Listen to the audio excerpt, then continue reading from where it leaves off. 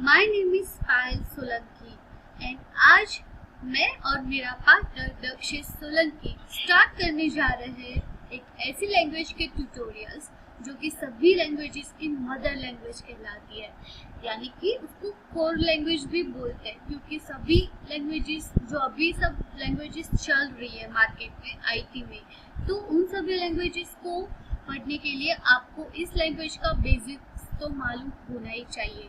तो इसीलिए सी लैंग्वेज को सभी लैंग्वेजेस की कोर लैंग्वेज भी कह सकते हैं।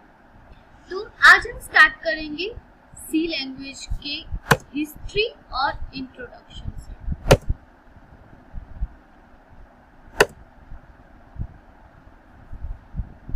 तो दोस्तों, किसी भी नई चीज को स्टार्ट करने से पहले हमें उसकी थोड़ी सी हिस्ट्री मालूम होना तो बनता ही है। तो जैसे कि आप लोग यहाँ पे देख रहे हैं, सी लैंग्वेज जो है वो डेनिस रिची ने डेवलप की थी 1972 में। कहाँ पे? Eight bell laboratories of AT&T, जो कि USA में लोकेटेड है। ये प्लेस है जहाँ पे उन्होंने ये लैंग्वेज को डेवलप किया था। सी लैंग्वेज को डेवलप क्यों किया गया? क्योंकि सी लैंग्वेज से पहले भी बहुत सारी प्रीवियस लैंग्वेजेस थी और उसके प्रॉब्लम्स को ओवरकम करने के लिए डेनिस रिची ने सी लैंग्वेज को डेवलप किया है। जैसे कि आप लोग यहाँ पे टेबल ऑफ कंटेंट्स में देख रहे हैं कि कौन कौन सी लैंग्वेजेस थी प्रीवियसली और कौन कौन से ईयर में उसको डेवलप किया गया और उसके फाउंडर्स कौन कौन थे। ALGOL, DCPL, B, traditional C, KNRC, ANSI C, ये सभी लैंग्वेजेस है जो कि सी लैंग्वेज के पहले उसको डेवलप किया गया था। अब हम बात करेंगे सी लैंग्वेज के इंट्रोडक्शन की। तो C is a general purpose high level programming language. Why high level? Because C language जो है वो more closer to human languages है। अब मैं ये नहीं बोल रही कि जैसे कि हम ह्यूमंस डेली टॉक करते हैं विथ ईच अदर और बिहेव करते हैं, नहीं, उस सेंस में नहीं। ह्यूमन लैंग्वेजेस मीन्स एक ऐसा कोड जो हम इजीली अंडरस्टैंड कर सके, कोड जो ऑलमोस्ट रीडेबल हो बाय ह्यूमंस, ऐसा कोड जिसे हम इजीली रीड कर सके और उसको प्रोनाउंस भी कर सके। तो इसीलिए सी लैंग्वेज को हायर लेवल लैंग्वेज बोलते हैं। The Unix programming of Unix operating system and virtually all Unix applications are written in the C language. Unix operating system जैसे कि हमारे Windows ऑपरेटिंग सिस्टम है, वैसे यूनिक्स ऑपरेटिंग सिस्टम भी है जो सी लैंग्वेज के बेस पर है। तो यहाँ पे मैंने उसका ग्राफिकल रिप्रेजेंटेशन किया हुआ है, थोड़ा सा लिनक्स का लोगो है और यहाँ पे सी लैंग्वेज है जो लिनक्स को बोल रहा है कि you are because of me. ठीक है, तो अब मैं रिक्वेस्ट करना चाहूंगी दक्षिश सोलंकी को कि वो सी लैंग्वेज के फीचर्स और उसके एग्जांपल्स को आपके सामने डिटेल में एक्सप्लेन करें। तो नमस्कार, मेरा नाम है दक्षिश सोलंकी और आज मैं आपको सी लैंग्वेज का इंट्रोडक्शन दूंगा। जैसा कि पायल जी ने बताया कि जो सी लैंग्वेज है वो यहाँ पर सभी लैंग्वेजेस के मदर लैंग्वेज है, कोर लैंग्वेज है। तो जी हाँ, ये बिल्कुल सच है। और सी लैंग्वेज जो है वो इजी टू लर्न है और फास्ट है, आप आसानी से इसको लर्न कर सकते हो। इससे पहले आपको जो है वो कोई भी बेसिक नॉलेज की ज़रूरत नहीं है, क्योंकि बेसिक नॉलेज जो है वो सी से ही स्टार्ट होता है। अगर आपको सी आता है तो आगे के आपको कोई भी लैंग्वेज पढ़ने में दिक्कत नहीं होने वाली है। फिर सी इज़ अ स्ट्रक्चर्ड लैंग्वेज। तो स्ट्रक्चर का मतलब क्या?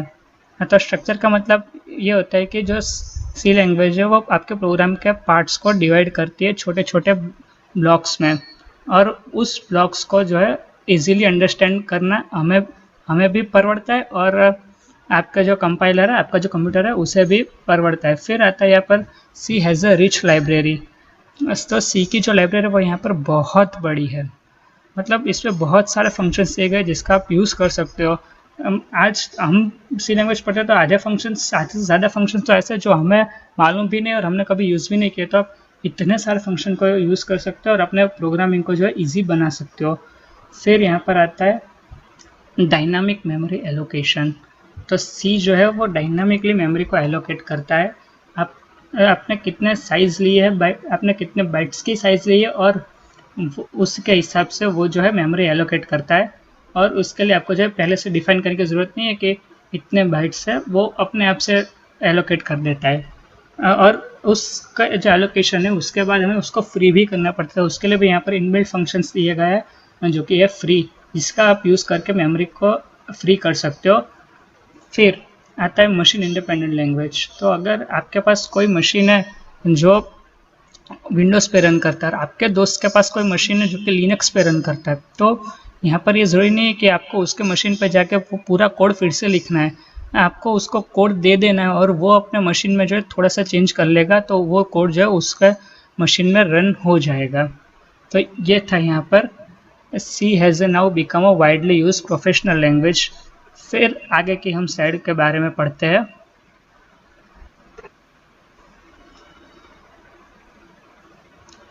तो what is the use of C, C का यूज़ क्या है, कहाँ होता है।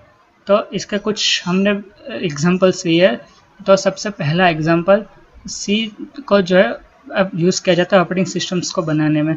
आपने देखा होगा, पढ़ा होगा, सुना होगा उबंटू लिनक्स के बारे में, तो वो जो है वो यहाँ पर बनाया गया है इसी की मदद से।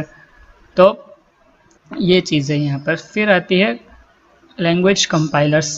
तो जो कंपाइलर्स है वो आपके कोड को उस लैंग्वेज में कन्वर्ट करता है जो कि आपका कंप्यूटर समझ सके, क्योंकि हमारी लैंग्वेज जो कंप्यूटर समझता नहीं, हम हमारी लैंग्वेज में टाइप करते हैं, वो उसको कंपाइल करता है अपनी लैंग्वेज में। तो यह लैंग्वेज कंपाइलर्स जो कि सी के ज़रिए बनाए जाते हैं और वे हर लैंग्वेज के लिए बने हैं।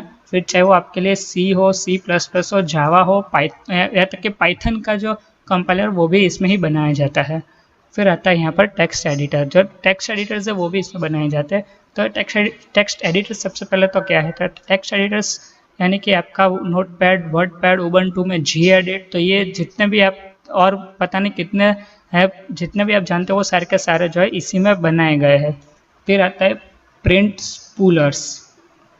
तो जो प्रिंट स्पूलर्स है वो भी इसी में बनाया जाता है। पर ये प्रिंट स्पूलर्स होता क्या है, तो प्रिंट स्पूलर्स मतलब आप अपने डिवाइस से जो है प्रिंट भेज रहे हो अपने किसी दोस्त को जो कि 100 किलोमीटर या 1000 किलोमीटर दूर बैठा है आपसे, तो वो अपने प्रिंटर पे आपके डिवाइस के प्रिंट जो है रिसीव कर सकता है बिना किसी इशू के। फिर आता है नेटवर्क ड्राइवर्स। तो जो नेटवर्क ड्राइवर्स है वो भी इसमें डिज़ाइन किए गए हैं। नेटवर्क ड्राइवर्स यानी कि वो ड्राइवर्स जैसे कि आप अपने फ़ोन से इंटरनेट को कनेक्ट करते हो अपने कंप्यूटर से, तो उस बीच का जो कनेक्शन जो ड्राइवर लेता है वो होता है नेटवर्क ड्राइवर्स।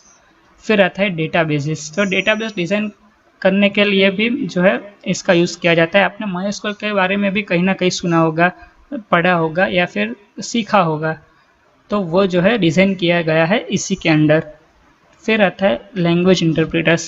हमने कंपाइलर समझ लिया, अब बारी आती है इंटरप्रेटर्स की। तो वो भी जो है उसी की तरह काम करता है, बट इंटरप्रेटर्स जो है लाइन बाय लाइन कोड को जो है एग्जीक्यूट करता है मशीन लैंग्वेज में।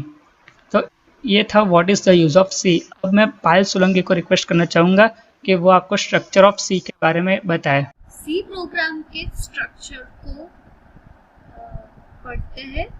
तो फर्स्ट हम हेडर फाइल को इंक्लूड करते हैं। जब हमारे सी प्रोग्राम को राइट करता है तो हमारा फर्स्ट सेंटेंस जो होता है तो उसमें हम हेडर फाइल इंक्लूड करते हैं। तो यहाँ पे लिखा हुआ #include stdio.h। तो ये #include क्या है, तो इट्स अ प्रोसेसर कमांड है जो हमारे सी लैंग्वेज के कंपाइलर को बोलता है कि सी लैंग्वेज कि हमारे प्रोग्राम को एग्जीक्यूट करने से पहले आप इस हेडर फाइल को इंक्लूड करो, ठीक है। तो ये stdio.h क्या है, हेडर फाइल है, और इंक्लूड क्या है, प्री प्रोसेसर कमांड है। यहाँ पे मैंने stdio को फुल फॉर्म राइट किया है जो कि है स्टैंडर्ड इनपुट आउटपुट फंक्शंस। इसके बाद डिक्लेयर करते हैं मेन मेथड। int main जो यहाँ पे लिखा हुआ है वो है हमारे प्रोग्राम की मेन मेथड। तो ये जो है वो सभी प्रोग्राम में उसका एंट्री पॉइंट होता है। मेन मेथड राइट करना बहुत ही मैंडेटरी है, क्योंकि हमारा कंपाइलर जो है वो प्रोग्राम को कंपाइल करना इसी मेथड से स्टार्ट करता है और वो सबसे पहले इसी मेथड को फाइंड करता है हमारे प्रोग्राम में और वहीं से हमारा एग्जीक्यूशन जो है स्टार्ट होता है। ठीक है, तो मैंने यहाँ पे लिखा हुआ है कि it's a main function and it is the entry point of every program in C language. इसके बाद है वेरिएबल डिक्लेरेशन, जिसके बारे में हम हमारे आगे के ट्यूटोरियल्स में लर्न करेंगे। प्रिंट एफ जो कि बॉडी के पोर्शन में लिखा हुआ है हमने, तो प्रिंट एफ क्या है, तो इट्स अ फंक्शन।